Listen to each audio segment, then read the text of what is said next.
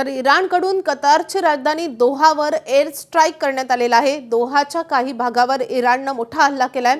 इराणच्या हल्ल्यामुळे दोहामध्ये मोठं नुकसान झालंय। الضربات لكن نشاهد الآن تصاعد أعمدة دخان في الدوحة مشاهدينا بعد يعني مرور عدة صواريخ في سماء الدوحة خلال الساعات الماضية في إطار هذا التصعيد.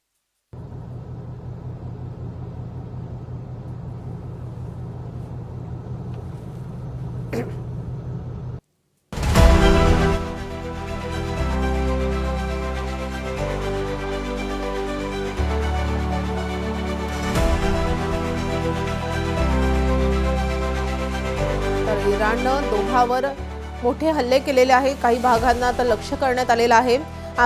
अनेक आखाती परिसरातल्या देशांवर इराणने मोठे हल्ले केलेले आहेत। यामध्ये यूएई असेल, त्यासोबतच आपण पाहतोय की कतार असेल, बहारीन या सगळ्या देशांवर, या सगळ्या राष्ट्रांवर इराणने मोठे हल्ले केलेले आहेत। हवाई हल्ले केले आहेत।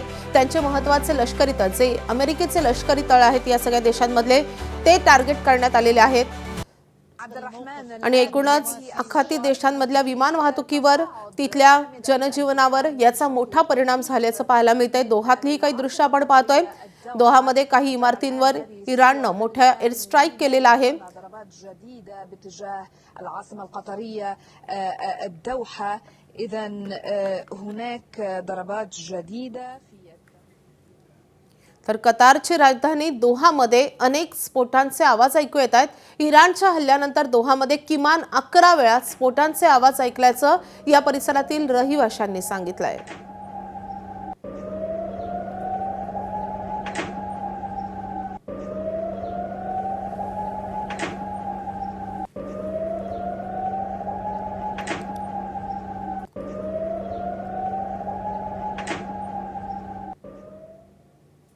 तर अमेरिकेच्या सेंट्रल कमांडकडून इराणवरील हल्ल्याचा एक नवीन व्हिडिओ जारी करण्यात आलेला आहे, पोस्ट करण्यात आलेला आहे।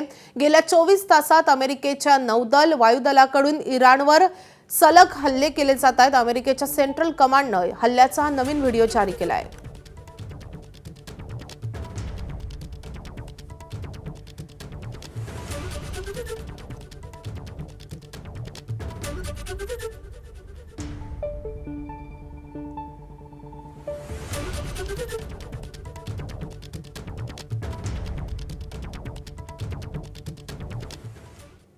आता खरं तर खामेनींच्या मृत्यूनंतर इराणने अधिकच आक्रमक अशी भूमिका घेतलेली आहे। इराणच्या जामकरण या मशिदीवर आता लाल झेंडा फडकवण्यात आलाय।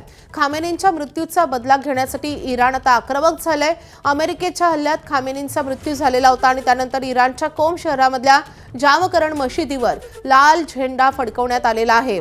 लाल झेंडा हे बदल्याचं प्रतीक मानलं जातं आणि त्यामुळे एक प्रकारे आम्ही बदला घेण्यासाठी सज्ज असल्याचं इराणने अमेरिका आणि इस्रायलला अप्रत्यक्षपणे इशारा दिल्याचं या झेंड्याद्वारे प्रतीत करण्यात आलेलं आहे। इराणच्या जामकरण मशिदीवर हा लाल झेंडा फडकवण्यात आला आहे।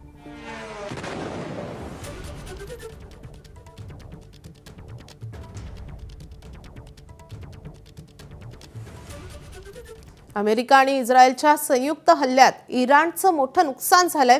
या हल्ल्यासाठी इस्रायलच्या फायटर जेट्सनी इराणवर 24 तासात तब्बल 1200 बॉम्ब टाकल्याची माहिती समोर आली आहे। इस्रायलच्या संरक्षण दलाच्या नव्या व्हिडिओमध्ये ही माहिती समोर आली आहे।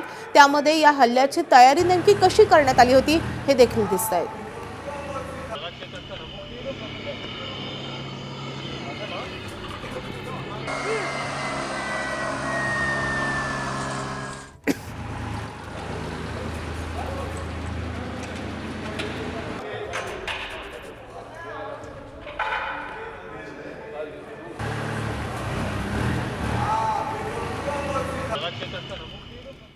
तर दुबईमध्ये राहणाऱ्या काही अमेरिकी नागरिकांवर इराणने हल्ला केलाय। दुबईच्या एका इमारतीवर इराणने एअर स्ट्राईक केलाय। इराणच्या या हल्ल्यामुळे अमेरिकी नागरिक राहत असलेल्या या इमारतीला आग लागलेली आहे। इमारतीला लागलेल्या आगीचा व्हिडिओ आता समोर आलेला आहे। दुबईमध्ये ज्या परिसरात अमेरिकन नागरिक मोठ्या संख्येने राहतात त्या परिसराला इराणने आता टार्गेट केलेलं आहे। एका इमारतीला आता आग लागलेली आहे, त्यावर हल्ला करण्यात आलेला आहे, एअर स्ट्राईक करण्यात आलेला आहे। हे दृश्य आपण पाहतो, या इमारतीला आग लागलेली आहे। या इमारतीमध्ये मोठ्या प्रमाणावर अमेरिकी नागरिक राहत असल्याची माहिती समोर येते आहे।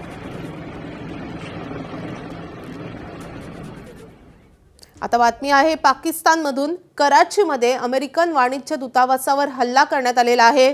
शिया पंथीयांनी खामेनी यांच्या मृत्यूचा निषेध करण्यासाठी अमेरिकेच्या वाणिज्य दूतावासावर हल्ला केला होता। या हल्ल्यानंतर कराची पोलिसांनी त्याला प्रत्युत्तर म्हणून या नागरिकांवर गोळीबार केलेला आहे आणि यामध्ये 14 जणांचा मृत्यू झालाय।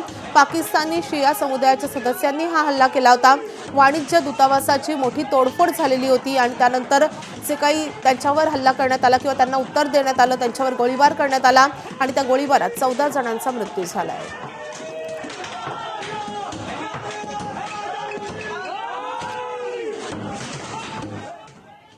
तर कराचीप्रमाणे लाहोरमधील अमेरिकन वाणिज्य दूतावासाच्या गेटवरही हिंसक आंदोलन सुरू झाले। अमेरिकन वाणिज्य दूतावासात प्रवेश करण्याचा प्रयत्न हे आंदोलक करतात। लाहोरमधील शहरा ए अब्दुल हमीद बिन बादिस या भागात अमेरिकेचे वाणिज्य दूतावास आहे। या दूतावासाबाहेर काळे झेंडे घेऊन आंदोलक अमेरिकेविरुद्ध घोषणाबाजी करतात। तर खामेनी यांच्या मृत्यूचे मोठे पडसाद जगभर पाहायला मिळतात। आपण ही पाकिस्तानमधली दृश्य बघतोय। कराची आणि लाहोरमध्ये अमेरिकन वाणिज्य दूतावासावर हल्ला करण्याचा प्रयत्न झालेला आहे। कराचीमध्ये तर आंदोलकांचा जवळपास 14 आंदोलकांचा मृत्यू झालेला आहे आणि त्यानंतर लाहोरमधली आपण दृश्य पाहतोय। इराणचे सर्वेसर्वा अयातुल्ला अली खामेनींचा खात्मा झाल्यावर आता इराणमधील सद्यस्थिती दाखवणारे सॅटेलाइट फोटो समोर येत आहेत। खामेनींचा तेहरानमधल्या राजप्रसादाची 2 दृश्य अमेरिकेने जारी केले। तेहरानमधला 2025 मधला राजप्रसाद आणि आता क्षेपणास्त्रांचा अचूक मारा केल्यावर तोच राजप्रसाद कसा बेचिराग झालाय हे अमेरिकेने या फोटोद्वारे दाखवलंय। या राजप्रसादात अनेक महत्त्वाच्या व्यक्तींचाही सरकारी निवासस्थानं होती। ते सगळेच या हल्ल्यामध्ये मारले गेल्याचं सांगितलं जात आहे। आपण 2 दृश्य पाहतोय। फेब्रुवारी 2025 आणि फेब्रुवारी 2026 ही दृश्य आहेत। मोठ्या इमारती होत्या या सगळ्या परिसरात, झाडं होती, मात्र आपण 2026 कालची दृश्य बघतोय, कालचा हा फोटो पाहतोय ज्यामध्ये हा सगळा राजप्रसाद पूर्णपणे बेचिराग झालेला आहे। एकही इमारत आता राहिलेली नाहीये। त्यामुळे याच राजप्रसादामध्ये खामेनी आणि त्यांचं संपूर्ण कुटुंब होतं। काही अधिकाऱ्यांची निवासस्थानं होती, मात्र आता ती निवासस्थानं खामेनींचं निवासस्थान हे पूर्णपणे बेचिराग झालेलं आहे आणि यामध्येच खामेनींचा मृत्यू झाल्याचा दावा अमेरिकेनं केलेला आहे। त्यासोबतच खामेनींच्या कुटुंबातील 4 सदस्यांचा देखील या हल्ल्यात मृत्यू झाल्याचं सांगितलं जात आहे।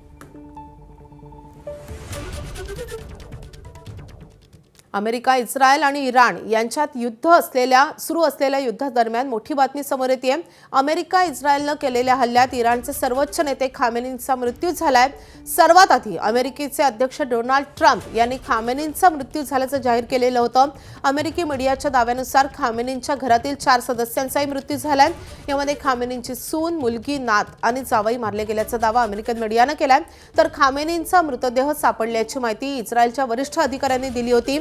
आता इराणच्या प्रेस टीव्हीनं खामेनींचा मृत्यू झाल्याची बातमी दिली आहे आणि खामेनींच्या या मृत्यूमुळे इराणमध्ये 40 दिवसांचा शोक जाहीर करण्यात आला आहे। एबीपी माझा, उघडा डोळे बघा नीट।